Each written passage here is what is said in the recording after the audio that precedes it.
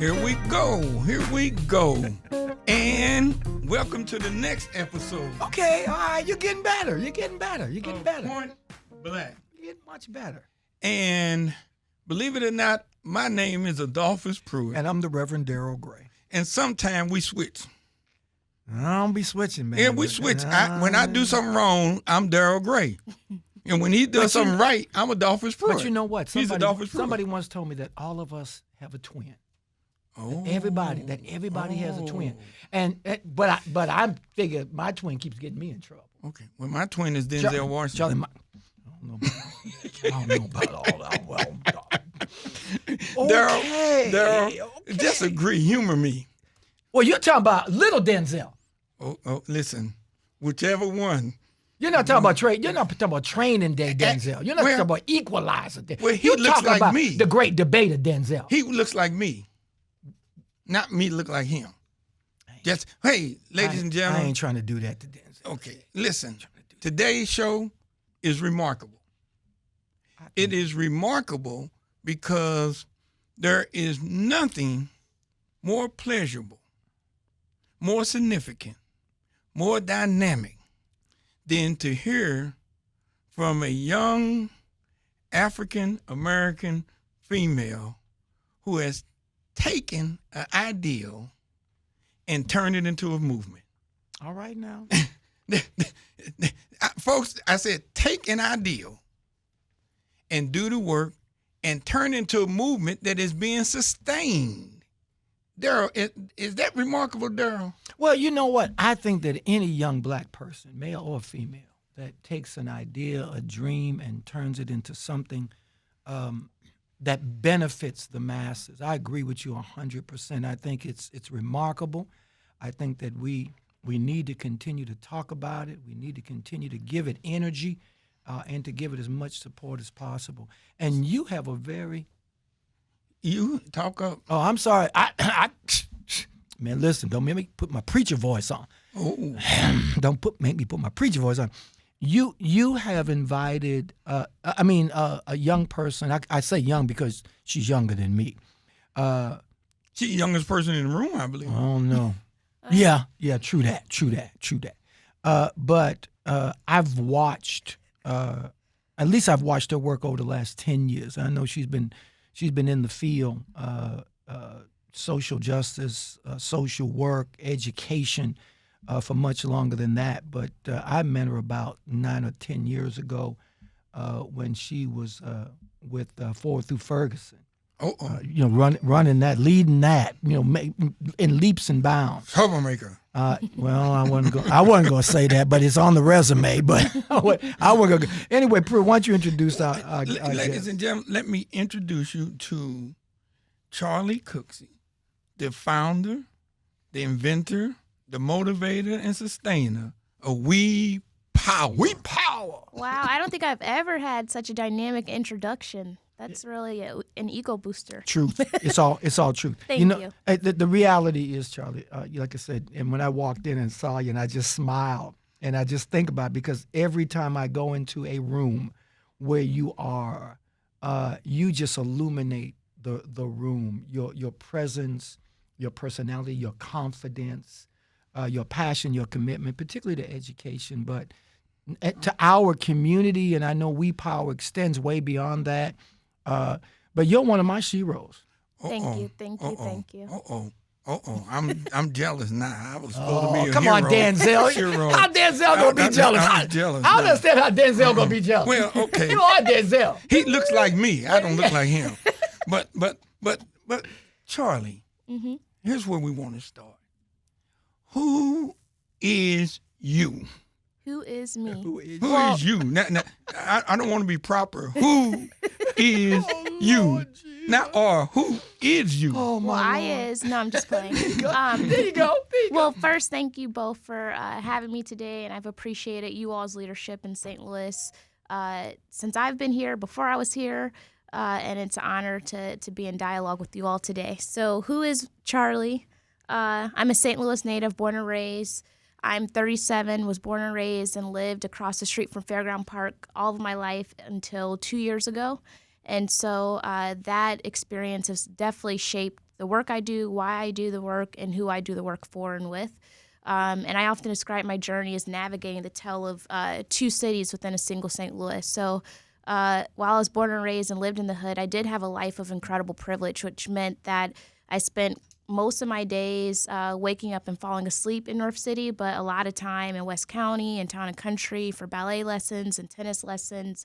And honestly, it was really overwhelming to see the stark disparity every day, to see how much affluence and resources there were in certain parts of town, and to come back to my neighborhood and see how it's been normalized for us to not get the resources we need, and for there to be intentional disinvestment from Black neighborhoods. And so ever since I was a little girl, I was trying to figure out how do I reconcile these two truths, and often felt isolated because it was like, how do I even explain this dynamic to the folks I'm in ballet lessons with, and how do I explain to the folks I live next door with that there's a whole other world that they haven't been afforded access to. So every point in the journey, I've asked the question of what is my role and my responsibility, and I get clearer and clearer every year. So that's a brief intro to who is Charli, but I could talk a lot more, but I know we're on a time. We got a budget in terms of time. I listen, as I look and I understand we power. I mean, this whole idea of, hood versus privilege, opportunity versus struggle, normalization of the hood. What we see, what we hear, the activities that happen in our hood has become normalized. But from what I see with you, you've made it your mission to create a new normal, particularly in the hood. Yeah. For me, when I think of my neighborhood and the communities in which I have lived most of my life, one, to clarify, I see brilliance and beauty and potential when others see despair and a place to be exploited. And so that has always grounded me in how I show up. And I think that the work I get to do is an absolute honor and privilege, and also responsibility. And so in terms of redefining the new normal, the way that we do that at We Power is pretty simple and yet complicated. We hold space for Black and brown folks to come together in a room and to literally reimagine their future to be reflective of that brilliance and beauty. And that in this point in our work has been holding space for early childhood educators and parents and providers to reimagine a future where they matter. And that really matters because when we look at the data for the early childhood workforce, it's almost 100% women, which it's no wonder that we haven't professionalized that workforce. It's no wonder that women are getting paid minimum wage or no benefits. They're educating all of our babies without even the ability to care for their own babies. So in that way, we're redefining the new normal by simply holding space for them to dream of a future where they matter and where they get the benefits, the wages, the supports they need to better care for all of our babies. And then on the other side, we're focused on reimagining our economy, and that's bringing together a really diverse mix of folks, poor people, folks with resources who recognize that they have resources because of white supremacy and inherited wealth, and holding space for them to grapple with the history of our economy and how much harm it's done to Black and brown folks, but also dream of an economy that helps and supports a lot more people than it is currently harming. Well, I think one thing that may help a lot of our listeners, especially the young listeners, is how old were you when you stepped out to start We Power? Where did you come up with the name and the concept, and what have been some of the major obstacles you've run into along that journey? Let's see. I got to do some quick math. So We Power is turning 6 at the end of May. I'm 37. I was 31. 31. Okay. So I was 31 when I started We Power. We Power is the third social startup I've led, the second one I have founded. And so it's really been in my DNA to start things when I see problems, but to do so in a radically collaborative way. So for me, similar to a lot of our young Black leaders, the murder of Michael Brown and the uprising was a true turning point. And I was leading an education nonprofit at the time and was working with hundreds of young people, and they were thriving. but realized that you could only solve for so much in St. Louis if you only stuck with education, because our young people and their families have to navigate the healthcare system, the carceral system, the failing economic system. And I realized that we had to change our future by changing systems versus changing the people. And that meant policy change. That meant acknowledging there's a power dynamic. And so for me, by day, I was seeing the way that white wealth and power played out in boardrooms. And then by night, I saw the way that black power was suppressed on the streets of Ferguson. And so I wanted to create We Power to be a space for black and brown folks to dream of better futures, but also build and wield enough power to not just dream of that future, but to bring that future to bear.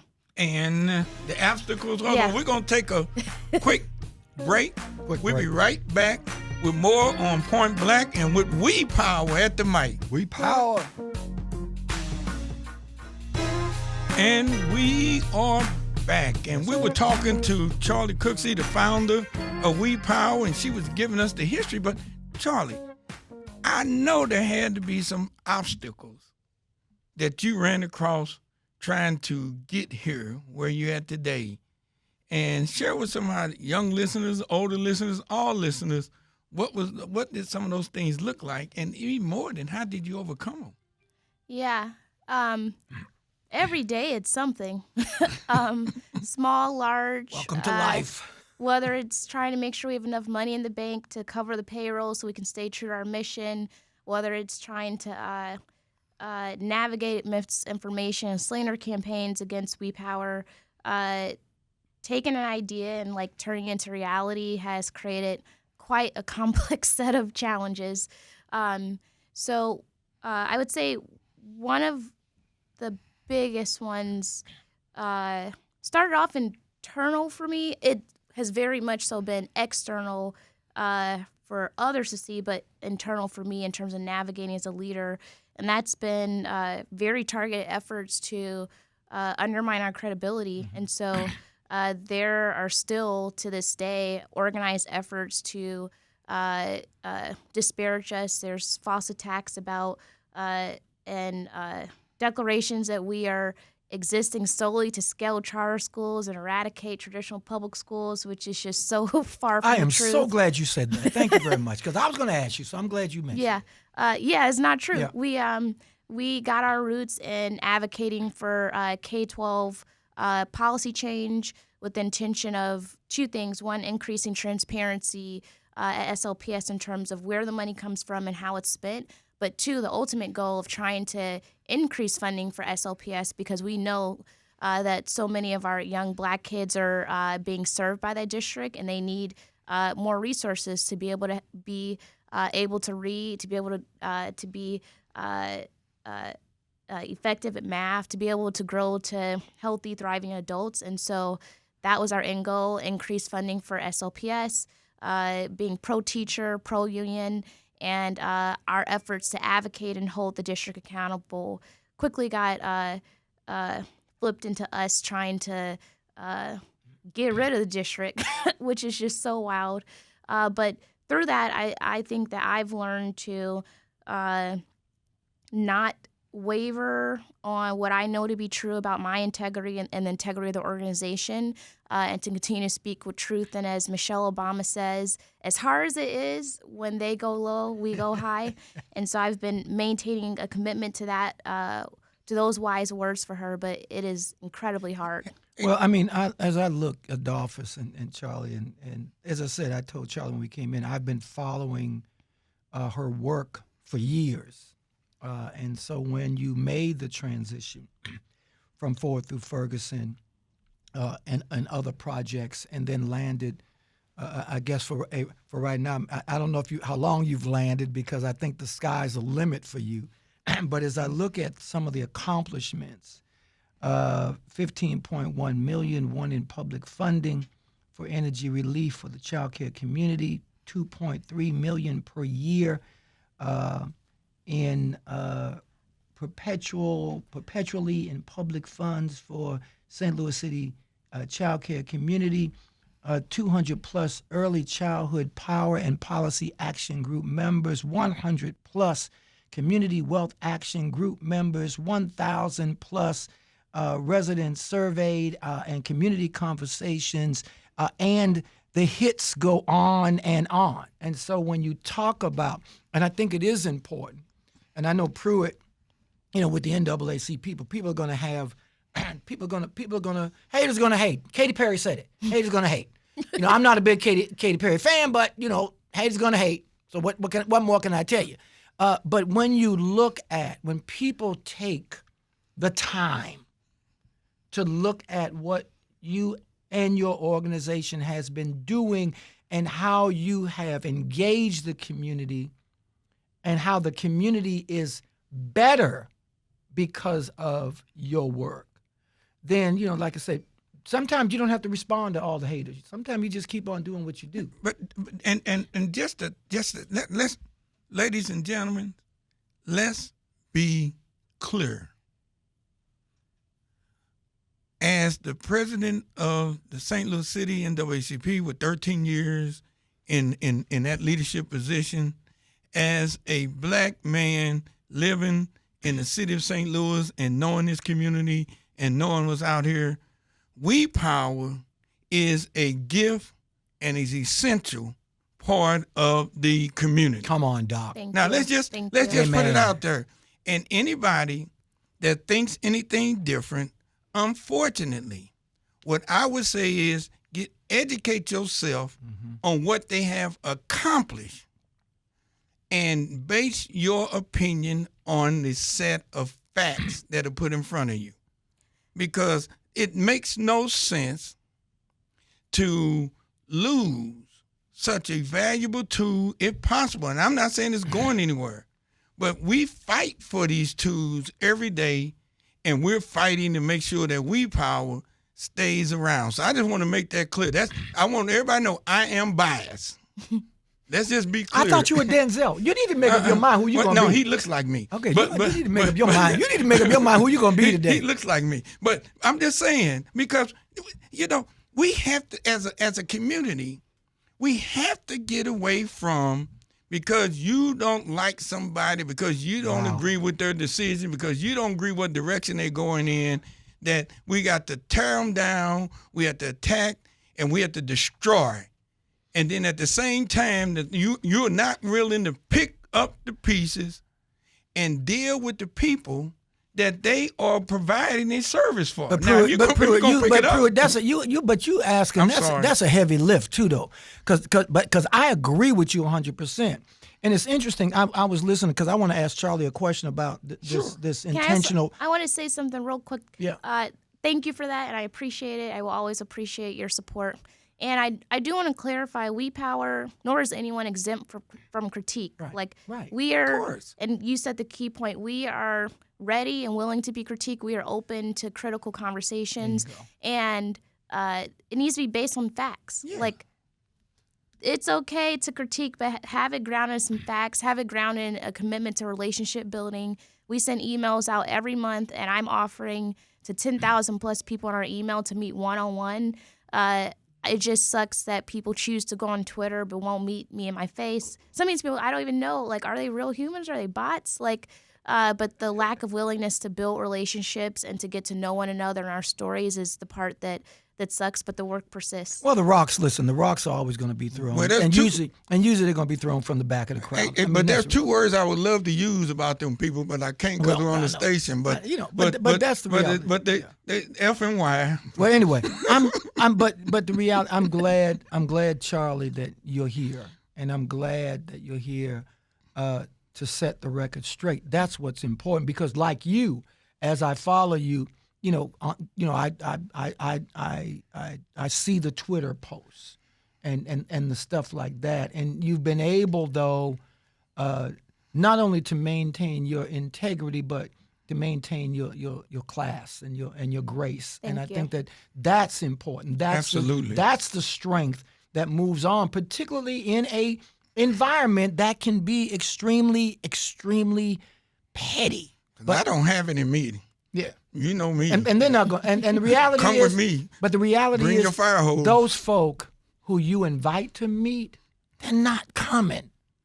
That's the other side of it. they're not going to meet you face to face. They're going to continue. And that's just the reality. So let's get to something. This whole idea about intentional disinvestment. I mean, what are some of the things that We Power is doing to address your words of intentional disinvestment?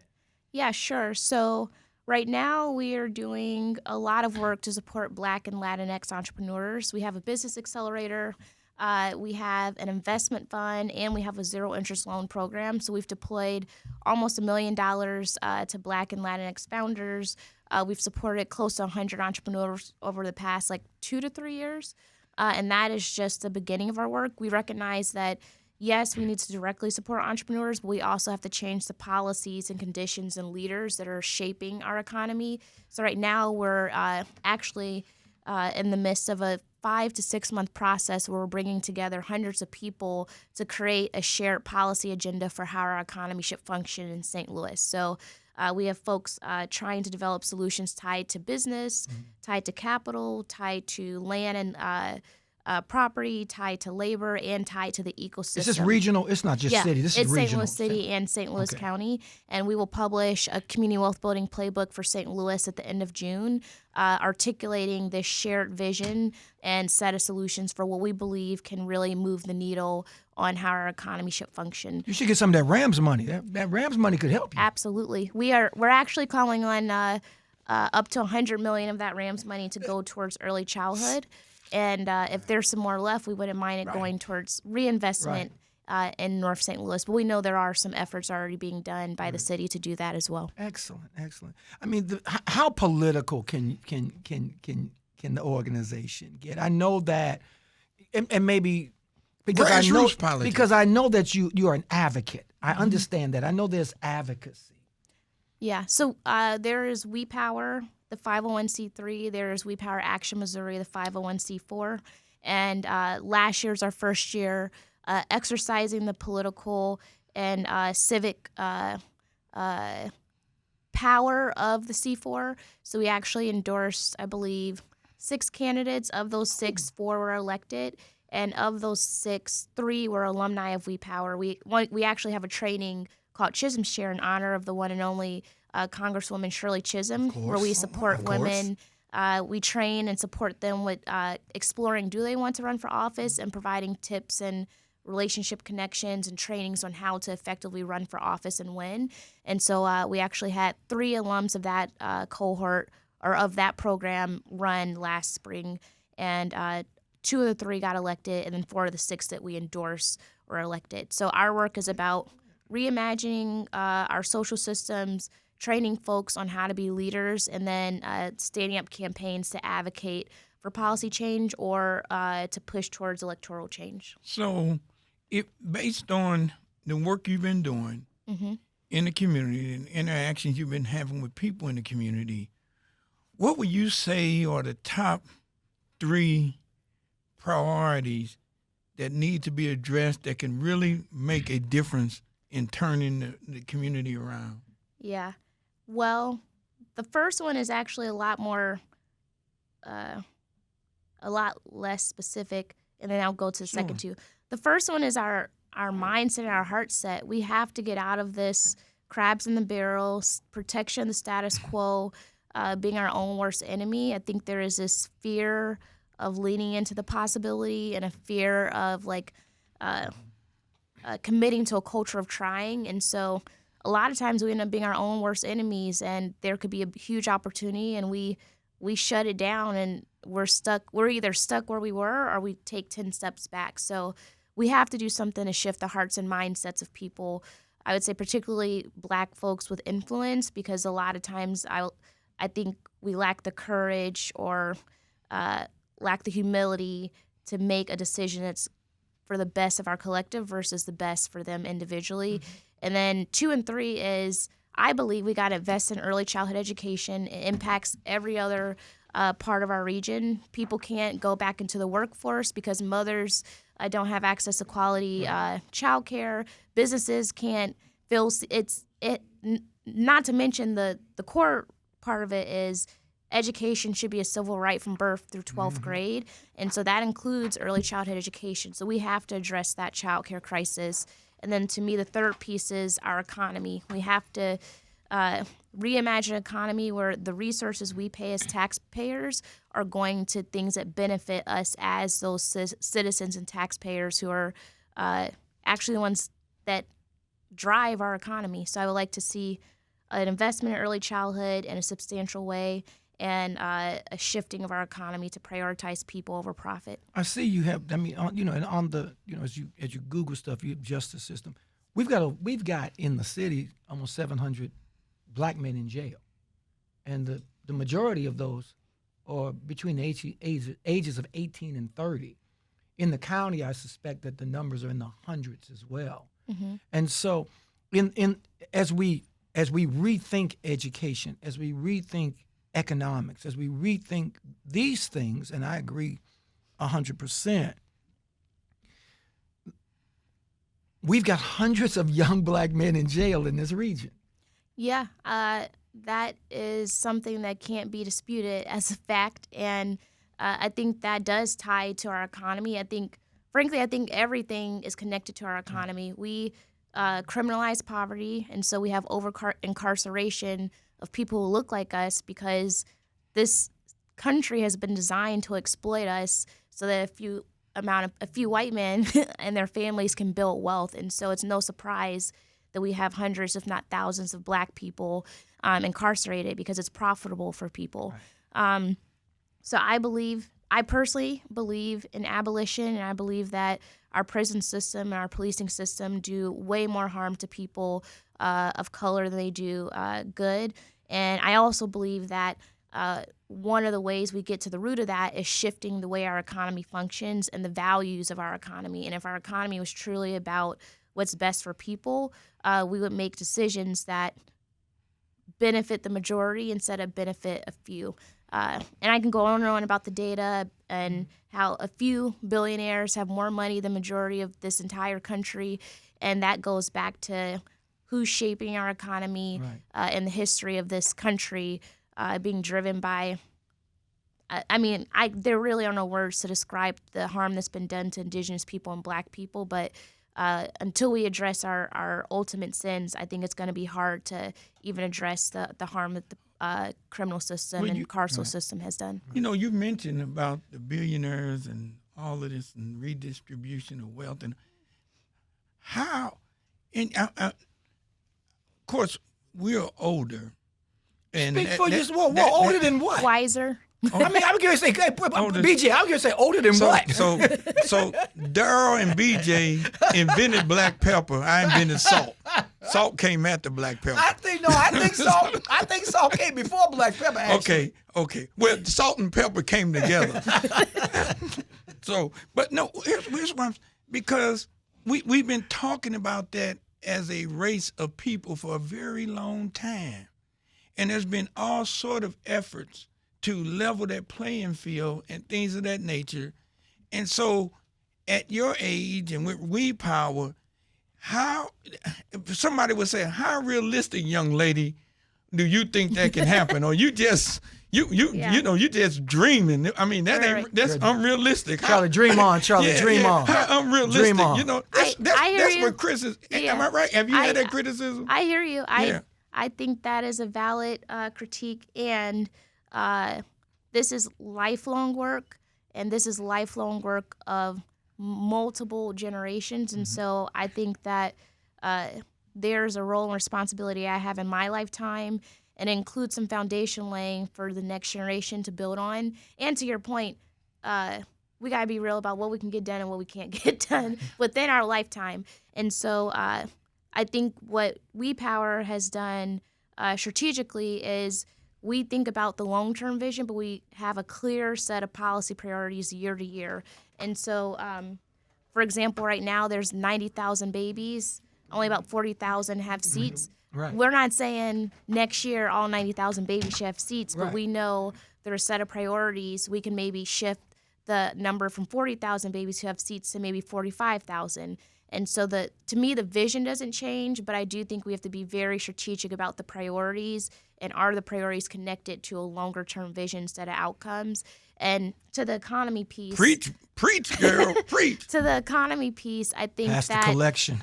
there's some pretty radical ideas that have been passed into law. And one of those, there are incentives and tax breaks for worker-owned companies. And you'll even see on the TV, there's commercials about like solar-owned and like. Yeah. So that is something that a lot of us don't know about and we could benefit from. And the data shows that your average worker owner in a company generates about $140K. The household wealth for Black folks is $1,700. So imagine if we just turn 5. That's probably too ambitious. Imagine if we turn 2 of our medium-sized companies to be worker-owned, and let's just say 10% of those folks are Black folks who now become owners in these companies. That could shift that could close the racial wealth gap significantly here in St. Louis alone. So there it is, to your point about what are those small things that we can tap into that can lead to big wins, knowing that this is lifelong, multi-generational work. But you've also, said, through your organization, you don't expect to be able to do it alone. You make it very clear that achieving, in the words of your organization, achieving true racial equity will require all of us, individuals, organizations, and corporations, to push for change. And so you've made it abundantly clear that you're prepared to seek out allies, to work with allies, to work with other organizations who want to do the same work. When you look at the allies that you have in this organization, who are, and I don't mean individuals, but I mean organizations. Listen, we've got to go to another break. I heard the music somewhere. I heard the music in my ear. There must be. Anyway, we're going to take a quick break. BJ's got to pay some bills. We're going to be right back with Charli Cooksey from We Power. Stay tuned. And we are back. Yes, we are. And we're Black. That's what you usually say. Yes. See, you usually say it, but I appreciate the fact that you let me have that little thing there. Uh-oh. Listen, we want people to remember, if you want to communicate with Point Black, if you've got criticisms or critiques or anything negative or bad that you want to say to Adolphus, there's a way to do it. You can go to pointblack.live or Point Black at Point Black STL, at Point Black STL. You can go on just about any social media platform, Twitter, Facebook, Instagram, YouTube, you name it.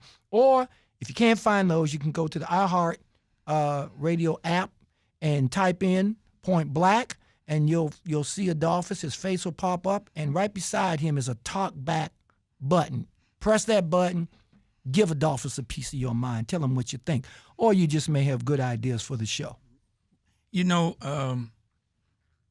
Charli, let me ask this, and I'm going to be as serious as possible.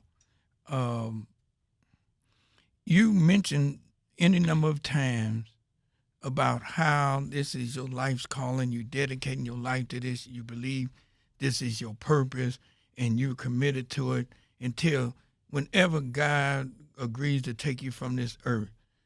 That is a significant commitment. It is a significant commitment. So I'm just trying to understand of folks, what got you to that point? Is it something in your childhood? How did you get to the point where you're like, hey, I'm going to do this no matter what, and I'm going to stay in tune with it until I leave this world? I mean, that's significant. Yeah. Well, since I'm in a room full of official and unofficial pastors. BJ's the unofficial one. BJ's the unofficial one. We're ordaining BJ next week. Y'all just come by the church and you'll see it live. We won't do it here? No, we're not gonna do it here. We're gonna need some holy water. Well, I wanted to We're dip gonna need a 'em. bucket. We're gonna need a bucket of water. I want to dip them. Can I dip them? We're gonna Okay. we're gonna need a big bucket of water. Okay. I would say that it's way bigger than me. I've been called on to me by divine higher powers, and I'm answering the call. And so I do get very clear visions, and it's hard for me to sleep unless I'm doing the work to make those visions come true. And so also, I am committed to We Power, and I don't have founder syndrome. When it's time for me to go, I will leave, and that doesn't mean my purpose isn't different, even if the path to get there is different.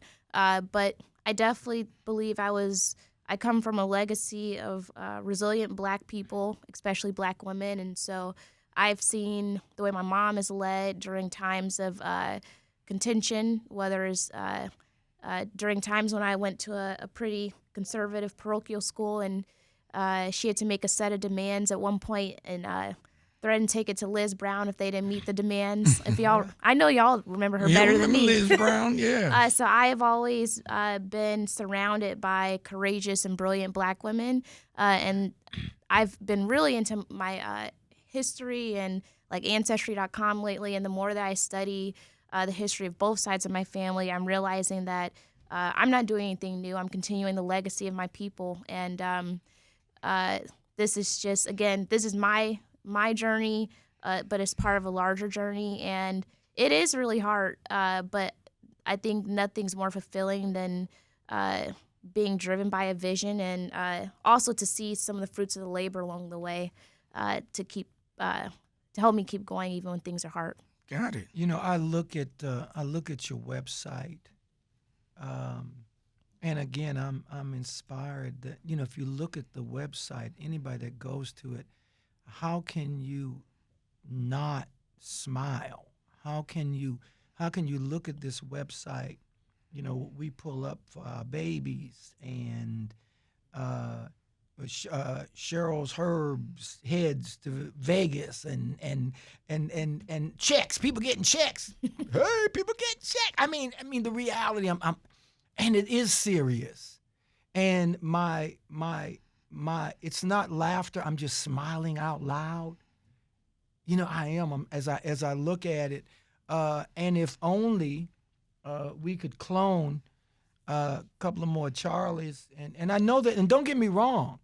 I know they're out there. I know there are a lot of organizations in this region who are doing phenomenal work. And so my thing is just keep telling the story. You know, and not just share the good news. Adolphus brought up a good point, you know, the obstacles. Because somebody might hear the question that Adolphus asked about obstacles and barriers, and your response to how you were able to deal with it might help someone else. And so it's just, I think that it's equally important.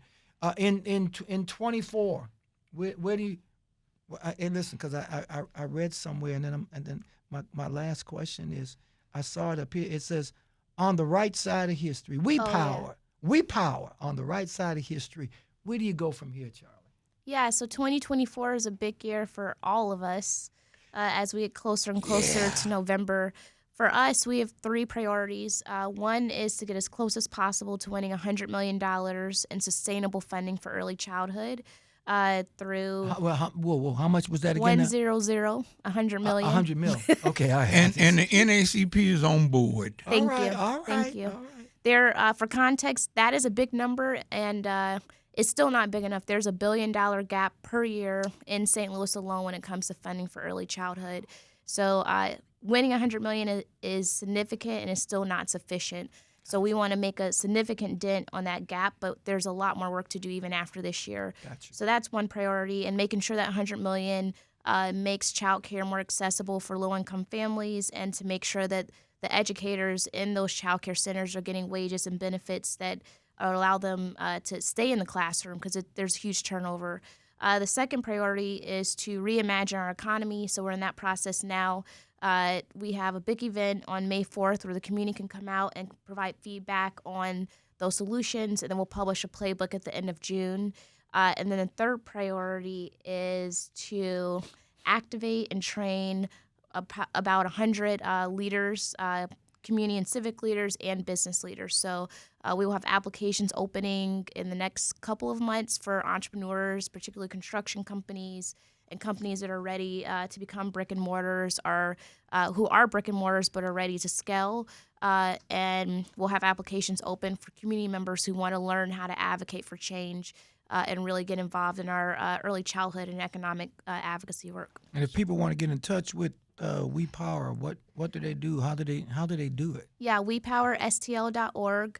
My email is Charli, CHARLI, no E, CHARLI at wepowerstl.org.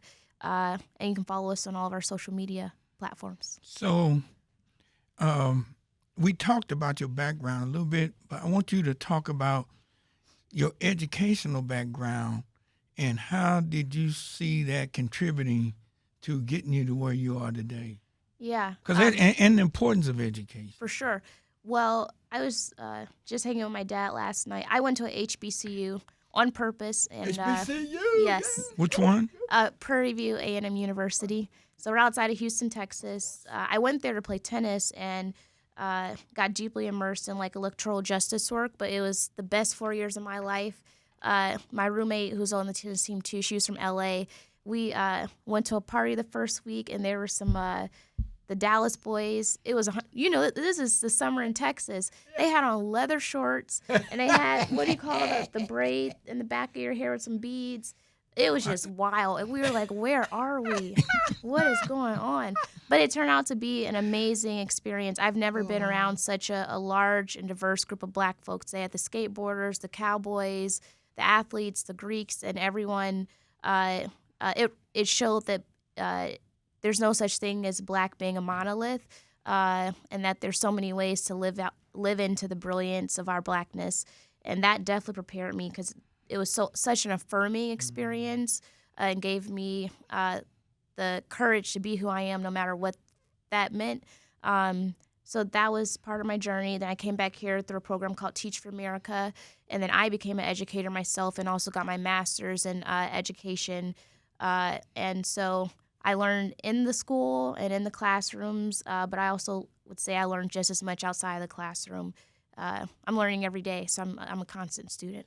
Well, that's interesting about the HBCU because my freshman year was at Tuskegee. Oh, okay. And I never forget, I packed a trunk, got in a bus, and rode a bus from St. Louis 12 hours to Tuskegee. Mm-hmm. And, man, when I got on the campus of Tuskegee, it was the greatest experience of my life down there at Tuskegee. He didn't stay. Did you go to Grambling? Where'd you go? I went to Benedict College, Columbia, South Carolina. Benedict College. That's Listen, ladies and gentlemen, we've got to go. I can't believe we've run out of time. Adolphus, this has been a great conversation. Ladies and gentlemen, we thank you for tuning in. Charli, we thank you for being here and what you do. Charli, we power. Listen, you always, we'll see you again on the radio.